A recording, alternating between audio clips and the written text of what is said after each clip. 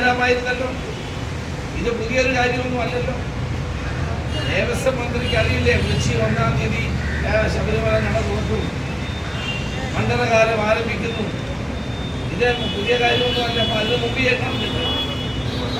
അതിനു മുമ്പ് ഈ മുന്നൊരുക്കങ്ങളൊക്കെ ചെയ്തിരുന്നെങ്കിൽ ഈ പ്രശ്നം ഉണ്ടാകുമായിരുന്നു. ദേവസ്വം മന്ത്രി എന്തുകൊണ്ട് അതിന് മുമ്പ് യോഗം വിളിച്ചില്ല? വിവിധ വകുപ്പുകളെ ഏകോപിപ്പിച്ചില്ല? വിവിധ വകുപ്പുകളുമായിട്ട് എന്തുകൊണ്ട് കോർഡിനേഷൻ ഉണ്ടായില്ല?